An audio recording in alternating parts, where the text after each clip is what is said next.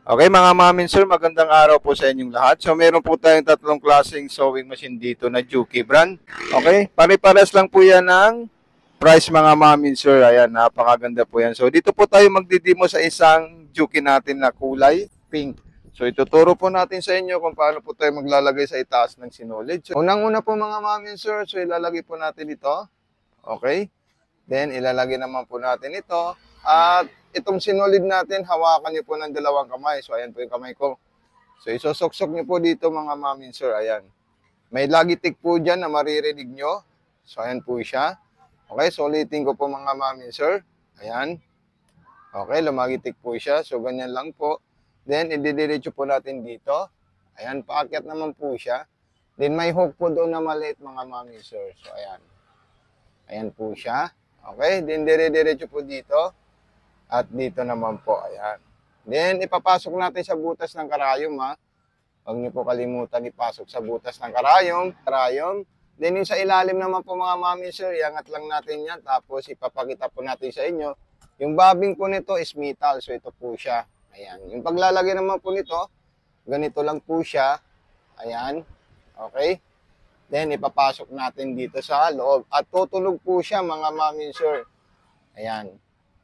Okay, then hawakan ko po yung sinulid ko nang galing sa karayom at ikutin ko po ito mga mami sir. Ayan. Then, pag naikot natin, kakainin niya po yung sinulid sa loob. Ayan. And, igaganito po natin yan at isasarado natin yan at lalagyan natin ng tela dahil gusto natin i-testing lahat yung design ng ating sewing machine. So, pag pinindot po natin ito at nagkaroon po siya ng ilaw, so straight line po siya. At dito naman po yung distance. Kung gusto po natin, malalayo at maliliit. So, ito po yung button start natin. At ito naman po yung speed control natin. Kung gusto niyo pong mahina, pwede niyo po i-adjust dito mga mami, sir. Ayan. Then, i-button stop po natin siya. Then, i-check natin. Ayan po siya. At ito po yung sa ilalim. So, napaka-solid po siya at napakaganda. Okay? Then, kung gusto niyo naman po na another design, like zigzag, so pipili po kayo dito sa small, medium, at saka large. So, dito tayo sa medium.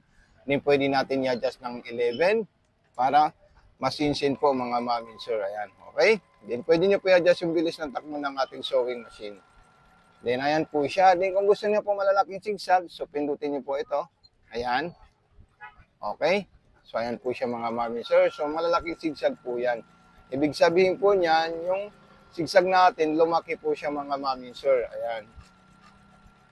Okay? Then, another design naman po, kung kayo po ay mahilig magborda, so marami po yung designs. Iba kasi nagre-request ng button holder. So, ayan po siya mga mami, sir. Then, ibababa po natin ito at ipapress po natin yan para tumakbo po siya. Ayan.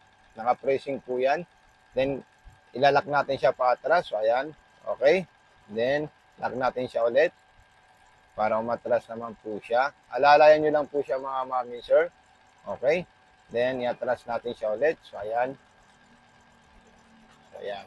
So, nasa sa inyo po kung gaano po kahaba yung button holder na gagawin nyo po mga mami, sir. Okay. So, ayan po siya. Then, ito na po yung tatlong klaseng Juki natin mga mami, sir. Ayan po sila. Okay. Ito kasi ang model nito, itong kulay pink is EZL7700. Ito naman, ang model naman po ito, 7800. Ito naman siya is 730. So, pare-pares lang po yan ng option, pang papaano gamitin, at same price po sila mga mami, sir. So, maraming salamat and God bless po.